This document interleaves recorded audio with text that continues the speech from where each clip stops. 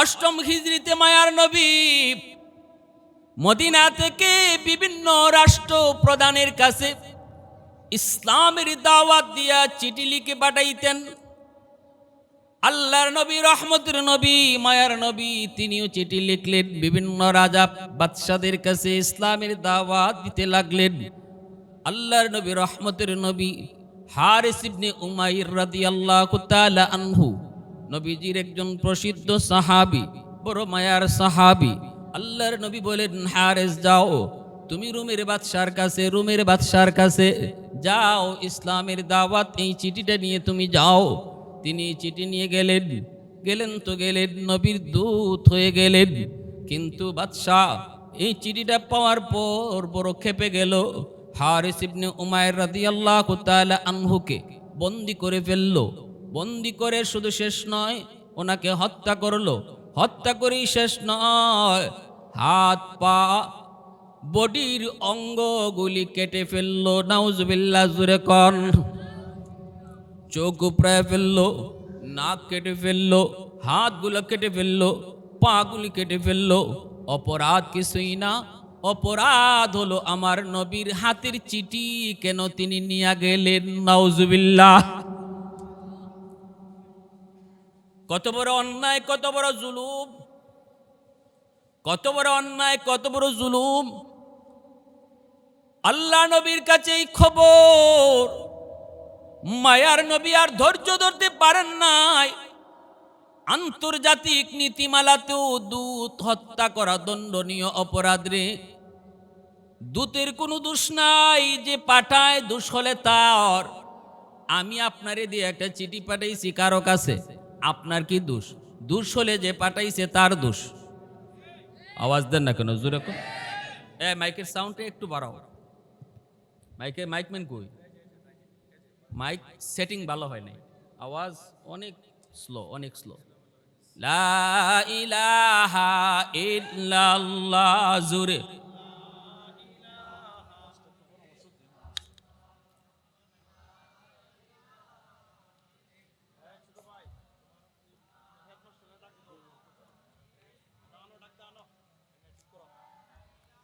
মোহাব্বতের সাথে লা ইলাহা ইল্লাল্লাহ, লা ইলাহা ইল্লাল্লাহ,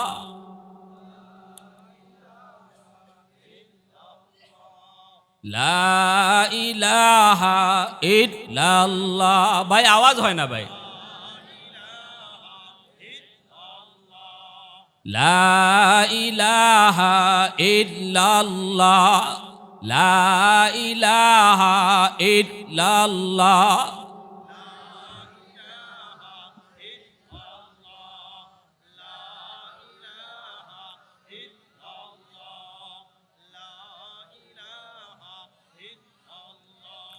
লা ইলাহা ইল্লাল্লাহ,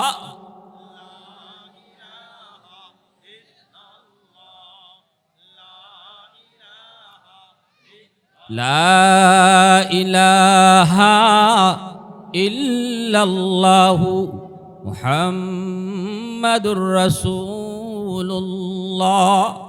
জোরে সুরে বলি সাল্লাল্লাহু আলাইহি ওয়াসাল্লাম। মনোযোগ আমার দিকে আছে?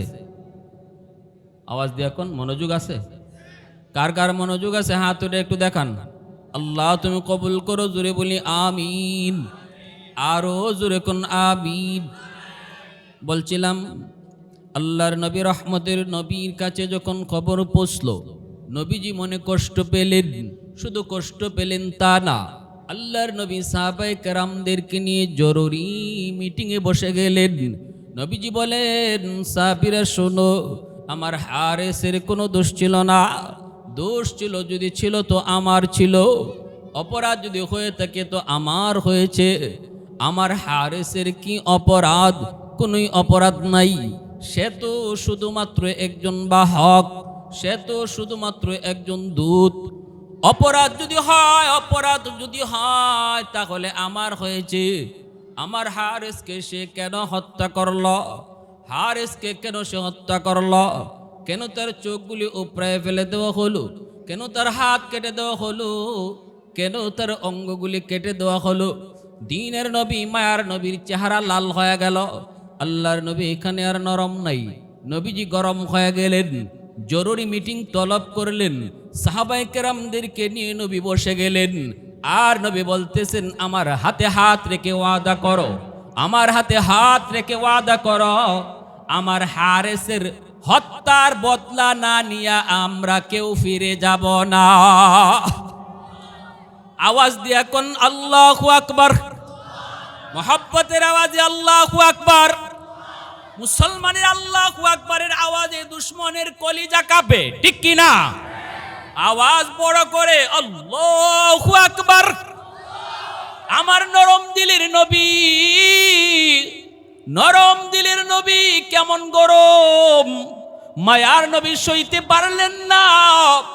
কেন আমার হারেসকে তারা হত্যা করলো? অপরাধ তার কি ছিল? আমাকে বলতে হবে, আমাকে জানাইতে হবে, জবাব পুরাপুরি নেওয়া হবে, 100 জবাব নেওয়া হবে। নবীজি বলেন, আমি 3000 সৈন্য একটা মুজাহিদ কমিটি গঠন করলাম। 3000 মুজাহিদ কমিটি নবী গঠন করলেন। 3 জনকে নবী সেনাপতি ঘোষণা করলেন। আজকের যুদ্ধে 3 জন সেনাপতি হবে, আর আমি নবী তোমাদেরকে যুদ্ধের ময়দানে পাঠাবো। শুনেছি দুশমন 2 লক্ষ ময়দানে আসতেছে, আমি পাঠাইলাম 2 লক্ষের মোকাবেলায় মাত্র 3000। সেনাপতি হবে 3 জন। শোনো সাহাবীরা শোনো, যদি ওরা 2 লাখ, 3 লাখ, 5 লাখ, 10 লাখ আসুক না কেন রে, আমার আল্লাহ জানাইছেন আজকের যুদ্ধে বিজয় তোমাদেরই হবে। দিনের নবী, মায়ার নবী, রহমতের নবী, এত শক্ত, এত শক্ত নবীজি সাথে সাথে তিনি বাহিনী গঠন করে নবী পাঠিয়ে দিবেন। ইতিহাসে ওই যুদ্ধকেই মুতার যুদ্ধ বলা হয়। এই যুদ্ধকে ইসলামের ইতিহাসে মুতার যুদ্ধ বলা হয়। নবীজি বলেন, যাও 3 জন সেনাপতি, 4র্থ জন সেনাপতি নবী নাম বলেছেন, নাম বলেন নাই। প্রথম 3 জনের নাম নবী বলে দিয়েছেন। নবী বলেন, আজকের যুদ্ধের প্রথম সেনাপতি হবে আমার সন্তান যায়েদ ইবনে হারেসা। আজকের যুদ্ধের প্রথম সেনাপতি হবে যায়েদ ইবনে হারেসা। আমার যায়েদ যদি শহীদ হয়, সেনাপতি হবে জাফর ইবনে আবি তালিব। নবী বলেন, জাফর যদি শহীদ হয়, সেনাপতি হবে আব্দুল্লাহ ইবনে রাওয়াহা। আল্লাহর নবী কয়, আব্দুল্লাহ যদি শহীদ হয়, সেনাপতি হবে তোমাদের মধ্য থেকে একজন। নাম বলবো না, কিন্তু আল্লাহ তার উপাধি দিয়েছেন সাইফুল্লাহ, আল্লাহর তলোয়ার, যার হাতেই ওই যুদ্ধে মুসলমানের বিজয় আসবে। ওয়াহদত কি হিফাজত নেহি বেকুওতে বাজু, वहदत की हिफाजत नहीं बेकुवत बाजू, आती नहीं कुछ काम हाक ले खुदा दाद, आती नहीं कुछ काम हाक ले खुदा दाद। ऐ मर्द खुदा तुझको कुव्वत नहीं हासिल, ऐ मर्द खुदा तुझको कुव्वत नहीं हासिल, जा बैठी किसी गार में अल्लाह को करी याद, जा बैठी किसी गार में अल्लाह को करी याद। ये सच है कि बातिल की तरफदार नहीं हम, ये सच है कि बातिल की तरफदार नहीं हम, गद्दार न समझो हमें गद्दार नहीं हम, गद्दार न समझो हमें गद्दार नहीं हम।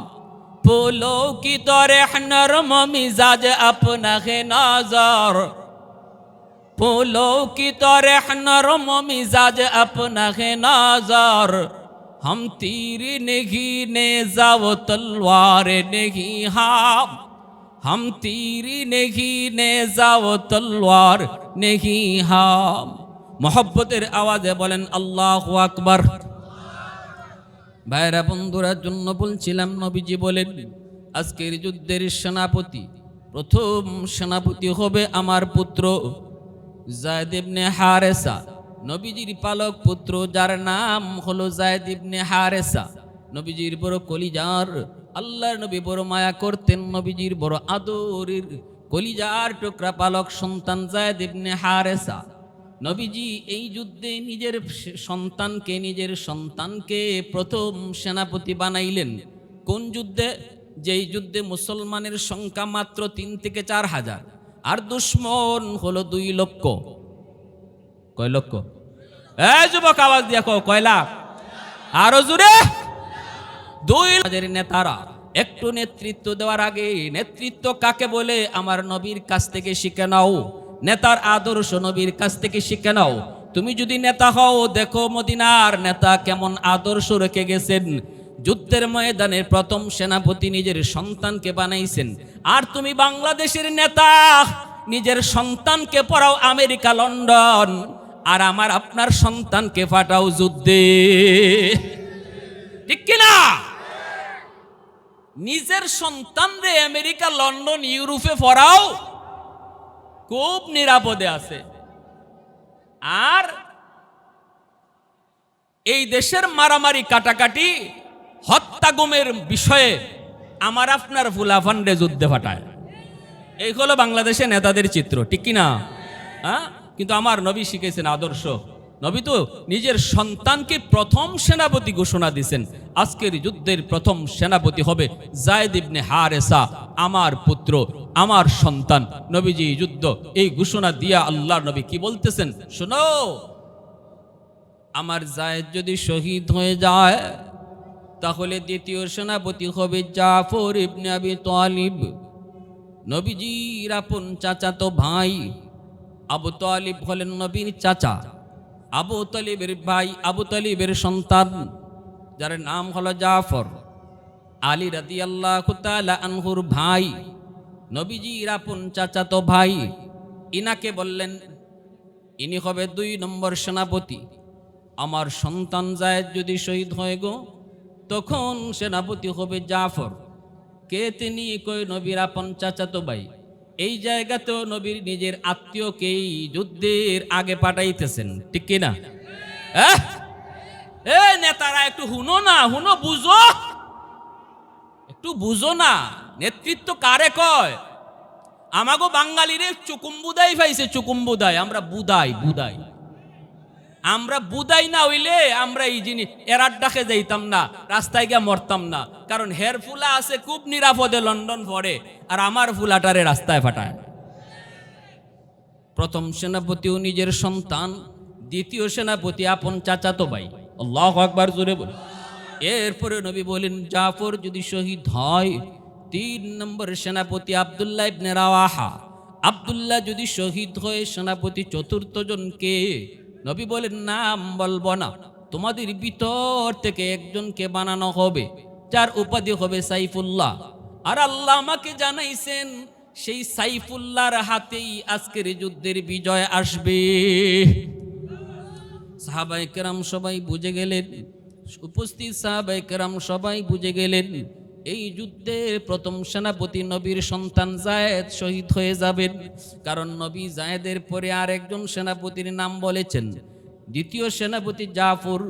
এই জাফরও শহীদ হয়ে যাবেন, কারণ জাফরের পরেও নবী আর একজন সেনাপতির নাম বলেছেন।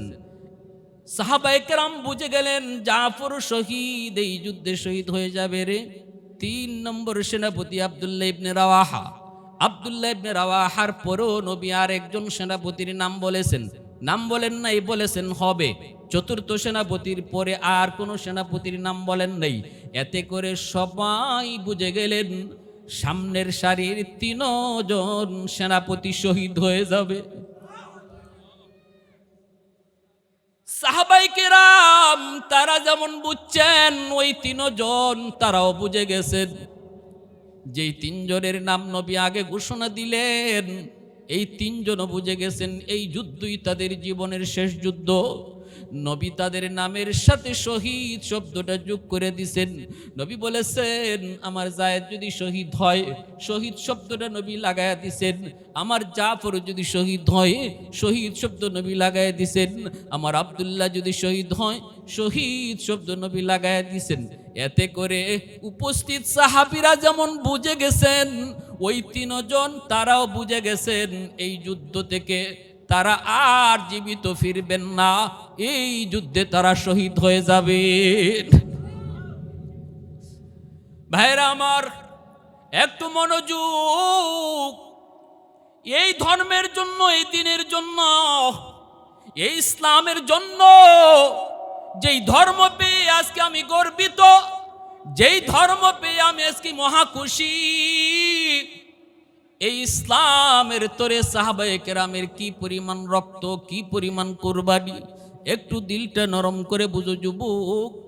যদি দিলে বসাইতে পারো তাহলে এমন কোনো কাজ আর তুমি করবা না যেই কাজের দ্বারা ইসলামের ক্ষতি হয়। ভাইরা বন্ধুরা, যুদ্ধের ময়দানে চলে যাবেন। আল্লাহ নবী বলেন সাহাবীরা যাও। তিনজনকে নবী বললেন যাও বাড়ি থেকে বিদায় নিয়ে আসো বিবি বাচ্চার কাছ থেকে। নবীজি তাদেরকে বিদায় আনতে বললেন। তিনজন বিদায় নেওয়ার জন্য বাড়ি যাবেন। প্রথম সেনাপতি যায়েদ ইবনে হারেসা, নবীজির পালক পুত্র, নবীজির সন্তান। কার কাছ থেকে বিদায় নেবেন গো? মক্কা মদিনায় তার আপন বলতে কেউ নাই, শুধুমাত্র আমার নবী, রহমতের নবী। তার বাড়ি তো মক্কায় নয়, তার বাড়ি তো মদিনায় নয়, যায়েদের বাড়ি ছিল ইয়ামেন। সেখান থেকে একটা ঘটনা, সেদিকে যাব না। মক্কার বাজারে ওনাকে বিক্রি করলো ডাকাতের দল ছোট্ট বয়সে। আম্মাজান খাদিজাতুল কুবরা রাদিয়াল্লাহু তাআলা আনহা, তিনি তখন তারে কিনলেন। তখনও আম্মাজানের সাথে আমার নবীর বিবাহ হয় নাই। আম্মাজান যায়েদকে কিনলেন, বড় করলেন। নবীর সাথে আম্মাজানের বিয়ে হলো। এরপরে আম্মাজান যায়েদকে নবীকে হাদিয়া দিয়ে দিলেন। এরপরই যায়েদ চলে আসছেন নবীর গড়ে। মক্কার মানুষ, আরবের মানুষ সবাই জানতো যায়েদ হলো মুহাম্মাদুর রাসূলুল্লাহর গোলাম। আল্লাহর নবীর ঘরেই যায়েদ বড় হইতেছেন, মায়া পাইতেছেন। এই যায়েদ নবীর কাছ থেকে বিদায় নিবেন। আল্লাহর নবীর কাছ থেকে বিদায় নিলেন।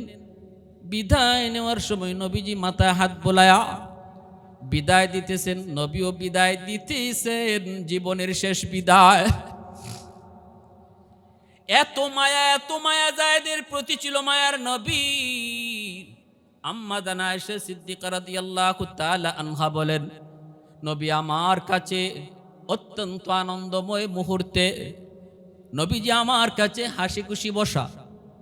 এই অবস্থায় নবী যদি দরজার বাহিরে যায়েদের আওয়াজ শুনতেন, নবীজি তখনই চমকায়া উঠতেন আর বলতেন, আয়েশা, আয়েশা আমাকে ছাড়ো, আমার যায়েদের আওয়াজ শোনা যাইতেছে। ও আয়েশা আমাকে ছাড়ো, আমাকে ছাড়ো, আমার যায়েদের আওয়াজ শোনা যায়, আমি একটু দেখি। আম্মা জান আয়েশা সিদ্দিকা রাদিয়াল্লাহু তাআলা আনহা বলেন, নবীজির গায়ে যে তখন যেই কাপড় থাকতো, এই কাপড় নিয়েই নবীজি যায়েদকে দেখার জন্য ঘর থেকে বের হয়ে যেতেন। জোরে কোন সুবহানাল্লাহ। এত মায়া, এত আদর, এত ভালোবাসা। নবীজি বিদায় দিলেন আর বলতেছেন, যায়েদ যাও নিজের সন্তান উসামার কাছ থেকে বিদায় নাও। উসামার বয়স তখন 13 বৎসর। যায়েদের একটা মাত্র সন্তান ছিল যার নাম হলো উসামা, নবীজির নাতি, নবীজির নাতি উসামা। উসামার কাছ থেকে যায়েদ বিদায় নেওয়ার জন্য গেলেন। এই মক্কা মদিনায় যায়েদের কেউ নাই, আছে শুধু আমার নবী আর 13 বৎসরের একটা বালক। এই উসামার কাছে যায় বাবা বলতেছে, বাবা উসামা আয়, বাবার বুকে আয়, জীবনের শেষ আদরটা বাবা দিয়ে দেই। কপালে চুমু খায় বাবা, সন্তানের কপালে চুমু খান, আদর দিতেছেন আর মায়া দিতেছেন আর বলেন, বাবা, ও বাবা উসামা, বাবাকে বিদায় দাও, বিদায় দাও, কোনোদিন আর হয়তো দুনিয়ার জীবনে দেখা হবে না। আজকের যুদ্ধেই হয়তো বাবার জীবনের শেষ যুদ্ধ। এই যুদ্ধ থেকে বাবা হয়তো আর জীবিত ফিরব না। কিয়ামতের ময়দানে আল্লাহর তৈরি জান্নাতে তোমার সাথে বাবার দেখা হবে। যদি দুনিয়ার জীবনে বাবার কথা ইয়াদ হয়, দুনিয়ার জীবনে যদি বাবার কথা ইয়াদ হয় রে বাবা, শাম সিরিয়ার রাস্তার কিনারায় কোনো এক জায়গায় বাবার কবর তুমি খুঁজে নিও। এই বইলা যায়েদ ইবনে হারেসা সন্তানকে কাঁদাইয়া নিজের চোখের পানি মুইসা তিনি জিহাদের দিকে রওনা দিয়ে দিলেন। দ্বিতীয় সেনাপতি জাফর ইবনে আবি তালিব তিনিও গেলেন বিবির কাছ থেকে বিদায় নেওয়ার জন্য। তিনিও গেলেন, যায় দেখেন বিবি কোরআন তেলাওয়াত করেন। আর দুটা বাচ্চা 4 বছর 6 বছরের আব্দুল্লাহ মোহাম্মদ, এই দুইটা বাচ্চা মায়ের পাশে বসে বসে কোরআন তেলাওয়াত শুনতেছে। জাফর ইবনে আবি তালিব গেলেন বিবির কাছ থেকে বিদায় নিবেন, সন্তানের কাছ থেকেও বিদায় নিবেন। সে দেখতেছেন বিবি কোরআন তেলাওয়াত করে, কাছে যায় একটু কোরআন তেলাওয়াত শুনলেন। এরপরে বলতেছেন, বিবি গো, অল্প সময়ের জন্য তুমি কোরআন তেলাওয়াত একটু বন্ধ রাখো, আমাকে বিদায় দাও। আজকের যুদ্ধে তোমার স্বামী দ্বিতীয় সেনাপতি, আমার নবী মসজিদে নববীতে আমাকে দ্বিতীয় সেনাপতি ঘোষণা করেছেন, বিদায় দাও, বিদায় দাও গো বিবি। এরপরে আল্লাহর নবী রহমতের নবীর কথা শুনে দিলেন, সন্তানের কাছ থেকেও বিদায় নিবেন। বিবি এবার বলতেছে, স্বামী গো, যুদ্ধে যাবেন আমার আপত্তি নাই, যুদ্ধে যাবেন আমার কোনো আপত্তি নাই, তবে আমার একটা দরখাস্ত গো স্বামী, আমি একটু মুনাজাত করব, আর আপনি আমার সাথে শুধু আমিন আমিন বলবেন। জাফর ইবনে আবি তালিব কই, ঠিক আছে তুমি হাত উঠাও। এইবার বিবি হাত উঠাইলেন, আর স্বামী তিনিও হাত উঠাইলেন। আল্লাহর কাছে বিবি দোয়া করে, আল্লাহ ও মালিক, আজকের যুদ্ধে তুমি মুসলমানদেরকে বিজয় দান করিও। শুনেছি তোমার নবীর পবিত্র জবানে যুদ্ধে যাওয়ার আগে যা দোয়া করা হয় আল্লাহ তাই কবুল করে নেয়। আজকের যুদ্ধে তুমি মুসলমানদেরকে বিজয় দান করিও গো মালিক। জাফর ইবনে আবি তালিব তিনি কয় আমিন। এইবার বিবি দ্বিতীয় দোয়া করে, আল্লাহ আমার দুইটা আল্লাহ, আজকের যুদ্ধে মুসলমানদের হিম্মত তুমি বাড়ায় দিও। শুনেছি দুশ্মন অনেক অনেক অনেক, দুশ্মন সংখ্যায় অনেক বেশি, মুসলমানের সংখ্যা বড় কম। আল্লাহ তুমি মুসলমানের হিম্মত বাড়ায় দিও। জাফর কয় আমিন। এইবার তৃতীয় দোয়া করতেছে, আল্লাহ আমার দুইটা অবুঝ দুইটা বাচ্চা, ও মালিক এখনো বুঝে না, এখনো দুনিয়ার কাজ করার মতো শক্তিও হয় নাই গো। আল্লাহ আমার দুইটা অবুঝ বাচ্চারে তুমি এতিম বানাও না, আমার স্বামীরে জীবিত আমাদের কাছে আবার ফিরে দিও।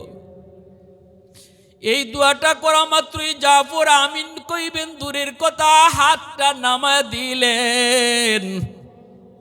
হাত কানা নামায়া দিয়ে তলোয়ারের বাটটা দিয়া বিবির হাতটাও আস্তে করে নামায়া দিলেন, আর বলতেছেন, বিবি গো, প্রথম দুইটা দোয়া কবুল হবে, কিন্তু তৃতীয় দোয়াটা আর কবুল হবে না। কারণ আমার নবী, আমি জাফরের পরে আর একজন সেনাপতির নাম নবী ঘোষণা করেছেন গো।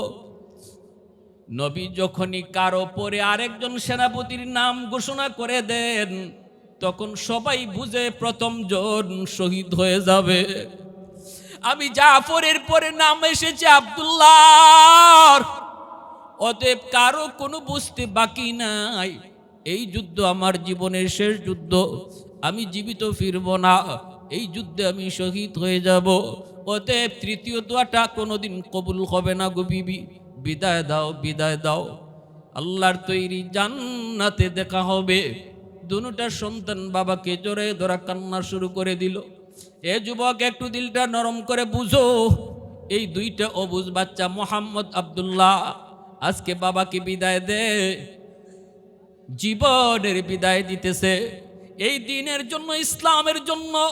যদি আজকে তোমার কোনো কাজের কারণে ইসলামের কোনো ক্ষতি হয়, কিয়ামতের ময়দানে জাফরের 2টা বাচ্চার সামনে তোমাকে লজ্জা পাইতে হবে। জাফর ইবনে আবি তালিব তিনি বিবির কাছ থেকে বিদায় নিয়ে তিনি চলে গেলেন। ভাইরা বন্ধুরা, এইদিকে দেখা যায় 3 নম্বর সেনাপতি আব্দুল্লাহ ইবনে রাওয়াহা তিনিও বিবির কাছ থেকে বিদায় নিতে যাবেন। হায় হায়, কে সে আব্দুল্লাহ ইবনে রাওয়াহা? তিনি তো এই সাহাবী, মাত্র নতুন বিবির সাথে বিয়ে হয়েছে, এখনো বিবির চেহারাটা পর্যন্ত দেখেন নাই। বিয়ের আসর থেকে খবর এসেছে নবী মদিনায় মসজিদে নববীতে তারে ডাকেন, নবীজি তোমাকে ডাকেন। খবর পাওয়া মাত্রই বাসর ঘর থেকে, বিয়ের আসর থেকে আব্দুল্লাহ ইবনে রাওয়াহা মদিনার মসজিদে চলে গেলেন, সোজা চলে গেলেন। যাইয়েই শুনতে পেলেন আজকের যুদ্ধের 3 নম্বর সেনাপতি তিনি আব্দুল্লাহ ইবনে রাওয়াহা। শুধু তিনি না গো, তার নামের সাথেও নবী শহীদ শব্দ লাগায়া দিছেন। আব্দুল্লাহ বুঝে গেছেন এই যুদ্ধ তার জীবনের শেষ যুদ্ধ। কিন্তু নতুন বিবাহ হলো, নতুন বউয়ের চেহারাটা পর্যন্ত এখনো দেখেন নাই। আব্দুল্লাহ ইবনে রাওয়াহা আমার নবী, রহমতের নবী, মায়ার নবী কয়, আব্দুল্লাহ যারে যাও নতুন বিবির কাছ থেকে বিদায় নিয়ে আসো। আব্দুল্লাহ ইবনে রাওয়াহা ইনি ঘোড়ার পিঠে সওয়ার হয়ে চলে গেলেন। দরজার কাছে যাইয়া তিনি ডাক দিলেন, ঘোড়ার পিঠ থেকে আব্দুল্লাহ নামেন না। সাহাবীরাও সঙ্গে আছেন, আব্দুল্লাহ নামেন না।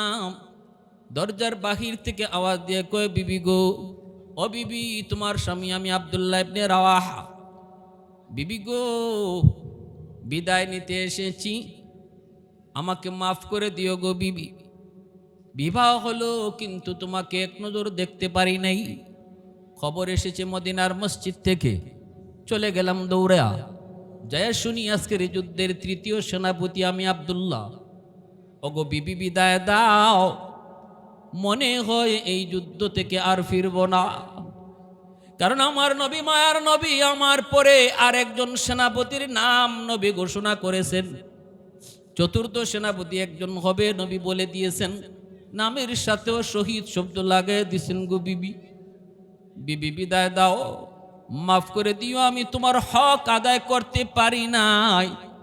কিয়ামতের ময়দানে আল্লাহর তৈরি জান্নাতে দেখা হবে। আন্দরের ভিতর থেকে বিবি পর্দা রক্ষা করে আওয়াজ দিয়া কই, স্বামী গো,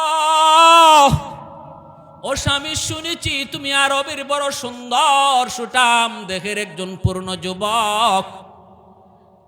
বিবি, স্বামী গো, একটা বারের জন্য তুমি আন্দরের ভিতরে ঢুকো, আমি শুধু একটা নজর তোমাকে দেখব, আমি বাধা দেব না। যুদ্ধে যাবেন তো যাবেন, আমার আল্লাহ খুশি, রাসূল খুশি, এতে আমিও খুশি। কিন্তু স্বামী গো, একটা ছোট্ট আবদার, দয়া করে যদি আপনি একটু ভিতরে আসতেন, আমি শুধু আপনাকে একটা নজর দেখব, চেহারাটা চেনার জন্য, যেন জান্নাতে আপনাকে দেখেই আমি চিনতে পারি আপনি আমার স্বামী। আব্দুল্লাহ ইবনে রাওয়াহা কই, না গো বিবি, না না না, আমি তোমাকে দেখতে পারবো না গো। আমিও শুনেছি তুমি আরবের বড় সুন্দরী নারী, তোমার এই মায়াবী চেহারা যদি আমি দেখি, তাহলে যুদ্ধের ময়দানে হয়তোবা তোমার চেহারা আমার চোখের সামনে ভেসে উঠতে পারে। তখন আমার যুদ্ধ করতে হয়তো কোনো অসুবিধা হবে। তোমার মহব্বত আমার কাছে বড় নয়, তোমার চেয়ে আমার আল্লাহ এবং আমার রসুলকে আমি বেশি ভালোবাসি। ও বিবি, বিদায় দাও, দেখতে হবে না, পরিচয় নিতে হবে না।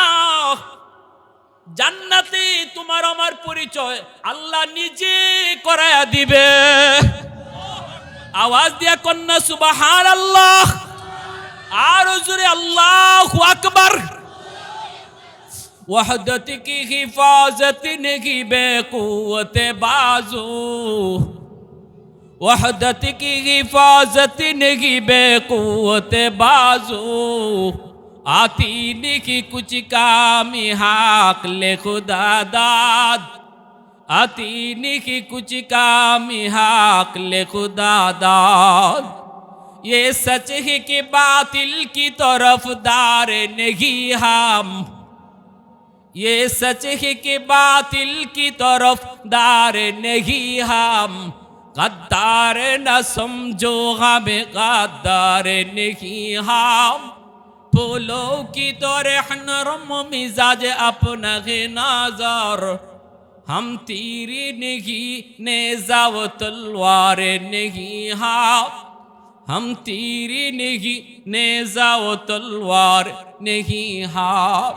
मोहब्बतेर आवाज़े बोलेन अल्लाहु আকবার आरो जोरे अल्लाहु আকবার भाइरा बंधुरा एबार एकटु बुझेन दिलटा नरम करे बुझेन আব্দুল ইবনে রাওয়াহা তিনিও তো বিদায় নিলেন বিবিও বিদায় দিলেন জাফর তিনিও বিদায় নিলেন বিবিও বিদায় দিলেন যায়েদ ইবনে হারেসা তিনিও বিদায় নিলেন নবীও বিদায় দিলেন নবীও বিদায় দিলেন ভাইরা বন্ধুরা কোথায় দিচ্ছেন জিহাদের ময়দানে কোথায় দিচ্ছেন গলা কাটা দেওয়ার জন্য কোথায় দিচ্ছেন গলা আনার জন্য নয়তো নিজের গলা দেওয়ার জন্য জিহাদের ময়দান খেলাধুলার ময়দান নয় जिहादेर मैदान आमोद फुर्तिर मैदान नय जिहादेर मैदान হয় গলা দিব নয় গলা আনবো आवाज दिया बोलो ठीक कि ना इस्लाम बोले এটাই হলো রুল নরমের জায়গায় তুমি ইসলামের জন্য নরম গরমের জায়গায় সেটাও ইসলামের জন্য গরম আবু বকর সিদ্দিক রাদিয়াল্লাহু তাআলা আনহু আমার নবী রহমতের নবীর পক্ষে বদরের ময়দানে যুদ্ধে অংশ নিলেন আবু বকর সিদ্দিকের সন্তান আবু জাহেলের পক্ষে বদরের যুদ্ধে আবু বকর সিদ্দিক নবীর পক্ষে তার সন্তানই আবু জাহেলের পক্ষে আল্লাহু আকবার জোরে বলেন যুদ্ধের ময়দান শুরু হয়ে গেল বদরের যুদ্ধ তো ছিল এমন এক যুদ্ধ ইসলামের প্রথম যুদ্ধ এই যুদ্ধে অনেকের মধ্যে এমন ছিল দুই পক্ষের দুইজন আপন ভাই দুই পক্ষের দুইজন আপন চাচা ভাতিজা দুই পক্ষের মধ্যে এমন ছিল সম্পর্ক এমন ছিল আমার নবী রহমতের নবী তিনি মুসলমানদের পক্ষে মায়ার নবী বদরের যুদ্ধের সেনাপতি আর ওইদিকে আবু জাহেলের পক্ষে নবীর চাচা আব্বাস রাদিয়াল্লাহু তাআলা আনহু ইনি তো তখন ওই আবু জাহেলের পক্ষে এইভাবে আবু বকর সিদ্দিক বদরের যুদ্ধে নবীর পক্ষে তার কলিজার টুকরা সন্তানই আবু জাহেলের পক্ষে যুদ্ধ শুরু হলো মুসলমানের বিজয় হলো কাফের পরাজিত হলো আবু বকর সিদ্দিকের সন্তান পরে মুসলমান হলেন এইবার মুসলমান হয়ে তিনি বলতেছেন আব্বা একটা কথা বলবো আবু বকর সিদ্দিক কয় কি কথা কয় আব্বা আল্লাহ পাকের হাজারো শুকর আল্লাহ আমাকে ইসলাম ধর্মের ছায়া তলে এনেছেন কিন্তু আব্বা আমার এখনো মনে হলে আত্মা কেঁপে উঠে বদরের যুদ্ধে যদি আমার কিছু হয়ে যেত গো তাহলে তো আমি চিরস্থায়ী জাহান্নামী হয়ে যেতাম ও বাবা বদরের যুদ্ধে আমি আবু জাহেলের পক্ষে নবীর বিপক্ষে ছিলাম আব্বা 3 বার তুমি আমার সামনে পড়ছো বদরে কিন্তু আমি তলোয়ার চালাই নাই আবু বকর কয় কেন তুই তলোয়ার চালাইলি না সন্তান কয় কারণ আপনি আমার আব্বা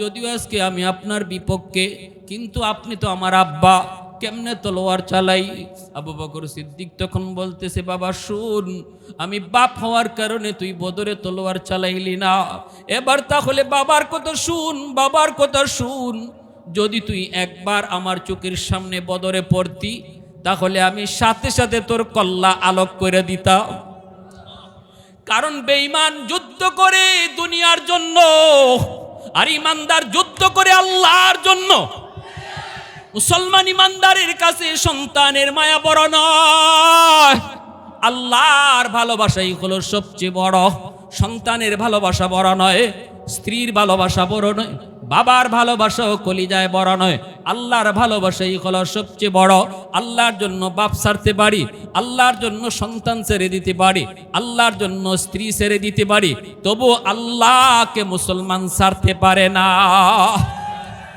এ যুবক একটু ভালো করে বলো দিল থেকে বলো নেতা বড় না আমার আল্লাহ বড় নেতা ছাড়তে পারি আল্লাহ ছাড়তে পারি না নেত্রী ছাড়তে পারি ইসলাম ছাড়তে পারি না দল ছাড়তে পারি, ইসলাম ছাড়তে পারি না।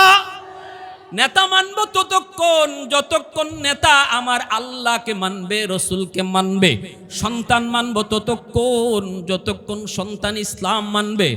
সন্তান ততক্ষণই মানব যতক্ষণ আল্লাহ রসুল মানবে। দল ততক্ষণ করব যতক্ষণ দল ইসলাম পুরাপুরি মানবে। যেদিন থেকে দল ইসলাম মানবে না, মুসলমানের কথা হলো ওই দিন থেকে দলও মানি না। মাল ঈমান ইয়া রাসূলুল্লাহ, ইযা সাররাতকা হাসানাতুকা ওয়া ইযা সাআতকা সাইয়্যাতুকা ফাআনতা মুমিন। আল্লাহর নবী ঈমানের স্কেল বলে দিয়েছেন। এই হাদিসের মধ্যে নবী বলে দিয়েছেন ঈমান তোমার আসেনি না নাই, তোমার স্কেলেই তুমি মাপো, তোমার স্কেলেই তুমি মাপো। আমি নবী তোমার স্কেল দিয়ে দিলাম। আল্লাহর নবী বলেন ইসলাম ধর্মের পক্ষে কথা শুনলে যদি তোমার কলিজায় ভালো লাগে, ইসলামের বিপক্ষে কথা শুনলে যদি কলিজায় ব্যথা লাগে, তাহলেই তুমি বুঝবা তোমার ঈমান আছে, ঈমান আছে, ঈমান আছে।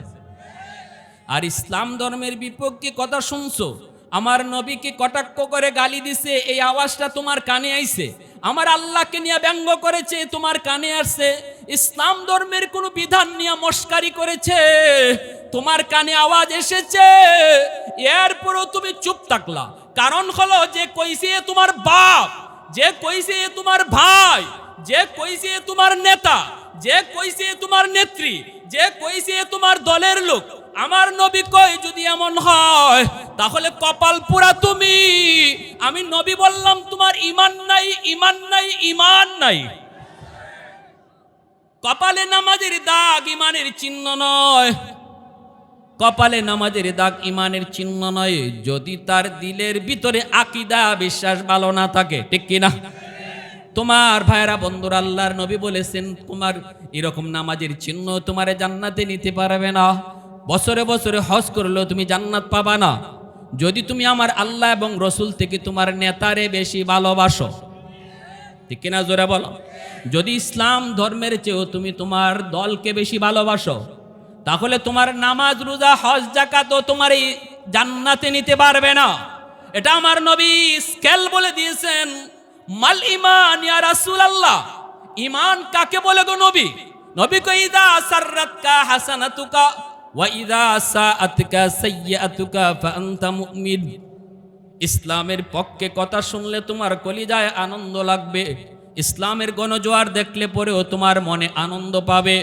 আলহামদুলিল্লাহ, বাংলাদেশের অবস্থাটা তো আলহামদুলিল্লাহ এখন ইসলামের গণজোয়ার। ঠিক কি না? সমস্ত মানুষের কলিজার ভিতরে ইসলাম। এদেশের মানুষ বহু নেতা দেখছে, এদেশের মানুষ বহু মার্কা দেখছে।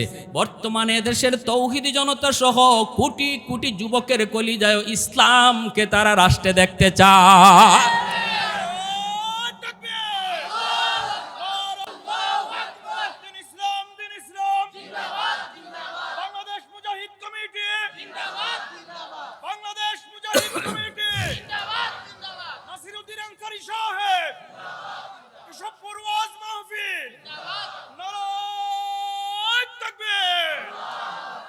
এজন্য আমার ভাইরা বলছিলাম, সব ধরনের ভেদাভেদ আমরা বলে যাব।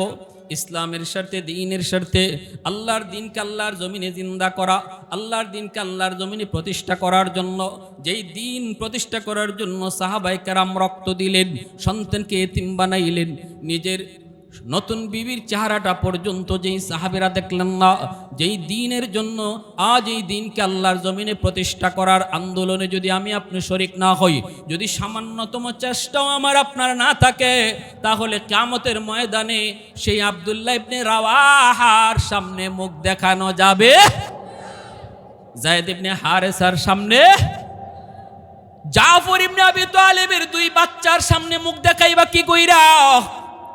জাফর ইবনে আবি তালিবের দুই বাচ্চার সামনে মুখ দেখাইবা কি কইরা?